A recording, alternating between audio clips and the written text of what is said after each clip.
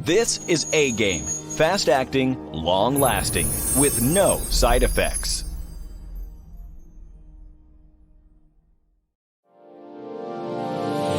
Hey all my Crimsonites, and welcome to the Crimson Cure channel, where we embrace our femininity, increase our womanly value, and celebrate our brothers. So join me on our feminine journey to learn, heal, and grow.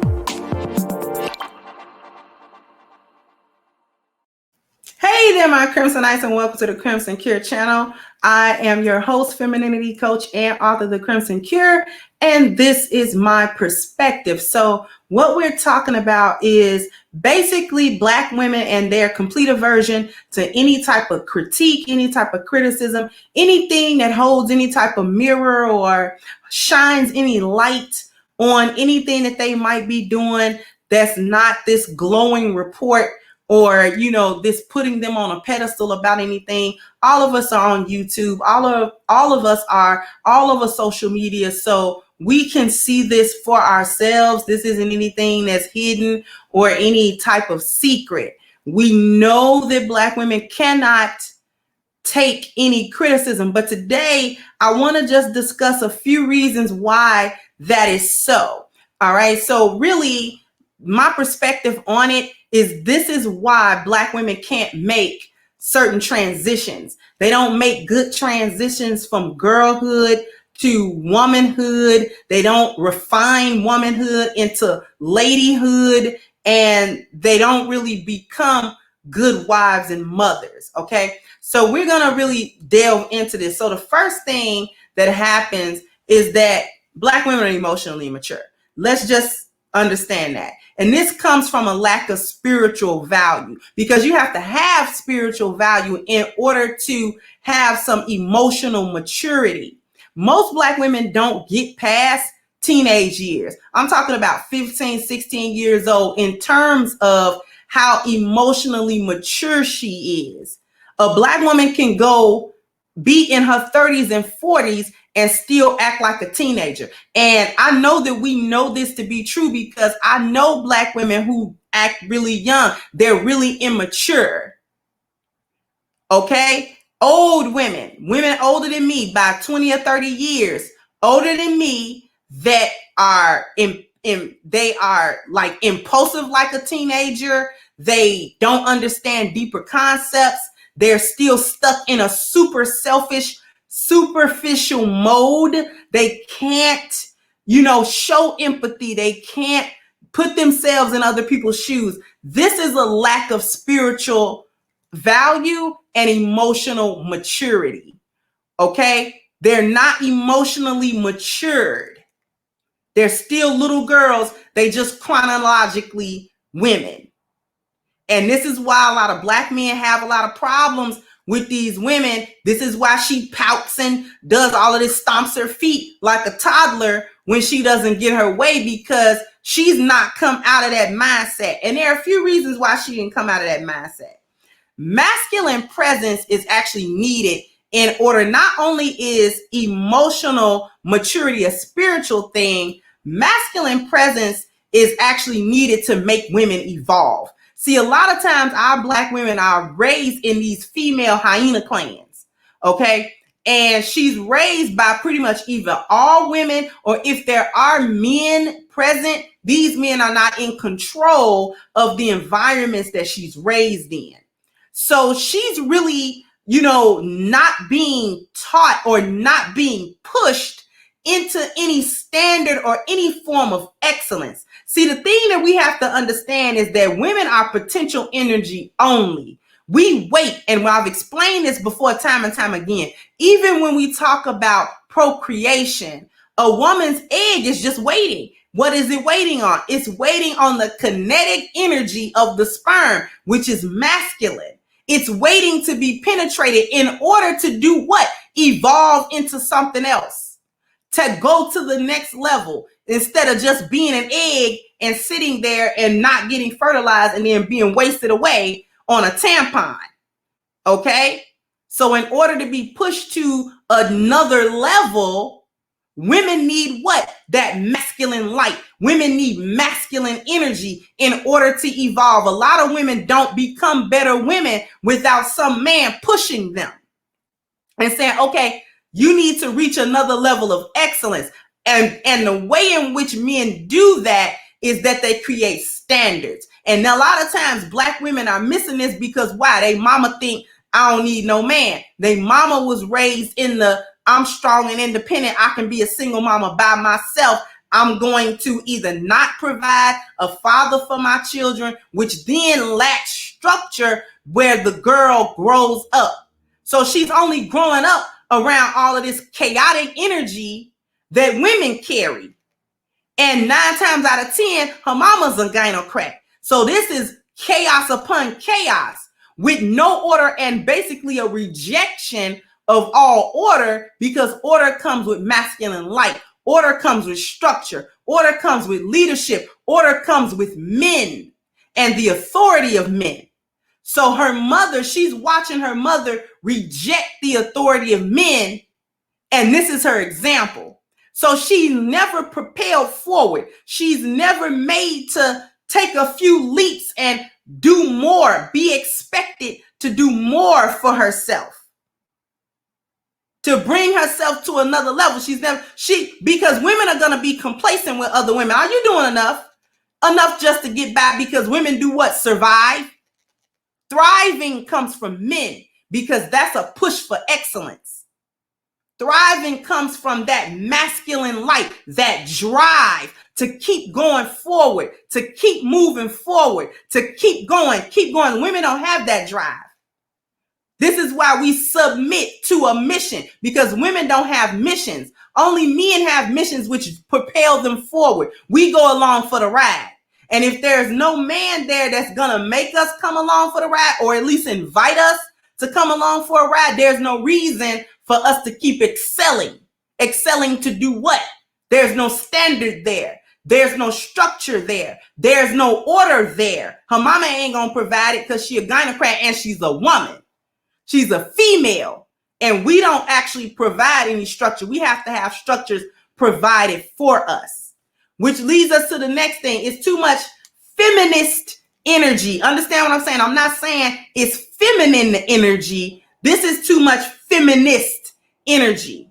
She can't take no criticism because she's been raised in an environment that not only doesn't require her to receive any criticism, but it teaches her how to reject it actively and harshly as well. You understand what I'm saying? This isn't even good feminine energy. Black women are not raised in feminine energy, because if we was raised in feminine energy, we'd be feminine. And then not being able to take a critique wouldn't even be a widespread problem as much as it actually is. But she's raised in a feminist environment with too much feminist energy, and the energy is misandrist in nature. So she's not only learning how not to be feminine, she's learning how to be pseudo-masculine while at the same time hating the men that harbor the masculinity that she can't have. This is a high form of penis envy that we're talking about here. So she's raised in this energy. She's taught not to need and even to reject any accountability harshly. Okay? She's taught to reject it, because in the gynocracy it's just chaos. And if you're just chaotic, there is no taking of responsibility for anything that you do. The fact that you're a woman is all of the green light that you will ever need to do anything that you want to do. You in a perpetual state of victimhood, and you in a perpetual state of, it ain't my fault. I can point to this environment and this external thing and that external person, and typically 9 times out of 10, out of 9 times out of 10, I can point to some man, whether he was there or not. If he was there, I can point to some damage that he did to me. If the man was absent, I can point to his very absence being a damage to me. So I'm never liable. Even as a little girl, I'm learning that I'm never liable, that I'm never accountable for any of my actions. The only time that black women learn that they're accountable for some action is if they do an action against the gynocracy and then get punished for it. That's the only thing you can't do. As a black woman, you can't go against the gynocracy without punishment. You can't not serve your mother without punishment. You can't not go along and get along with other women when they're doing gynocratic stuff. And this goes from school, from grammar school, all the way up to high school, all the way into a black woman's adult life. She can't afford to go against the gynocracy in any way, shape, or form. Because there's a punishment. There's ostracism. There's that social death that the canceling and all of that type of stuff. This is what gynocrats do to punish women who don't toe the line. There's a punishment for that. So this is the only type of accountability that black women learn. You're accountable to the gynocracy. But that in and of itself is a dysfunction, because who needs to be accountable to a system that tears you down from the inside out as a woman in the first place? See what I'm saying? So all of this ends up into, in a black woman's mind, is she don't need no criticism. She doesn't need any criticism, because the only approval that actually matters to her is gynocratic approval. Other hyenas have to approve of her, or else nothing else matters.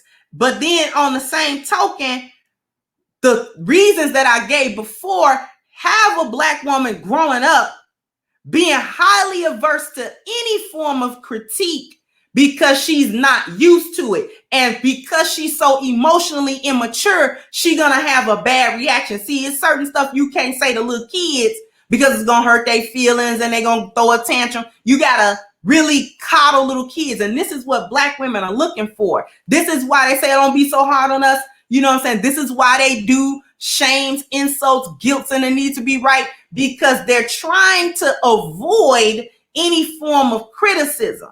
Not only did they grow up being averse to it because they too emotionally immature to do it. These are like toddlers, right? But she doesn't need any criticism because she doesn't need any correction.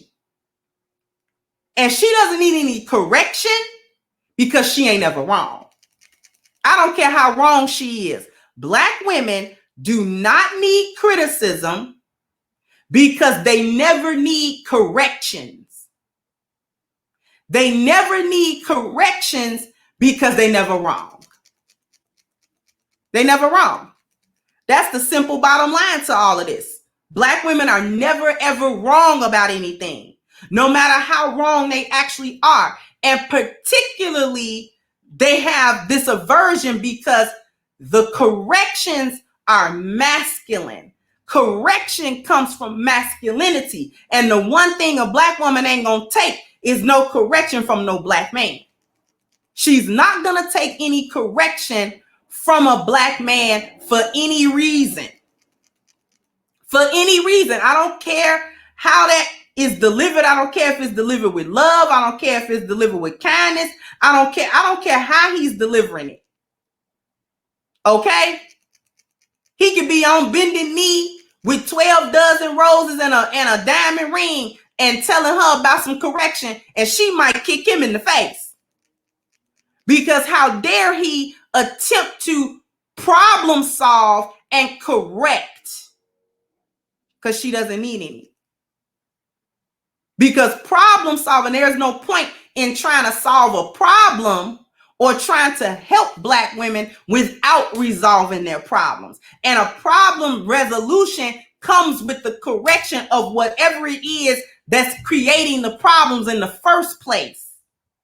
But because black women are raised in a gynocracy under these feminist and misandrist ideas, there is no accountability, there is no culpability, and there is no responsibility for anything that she does.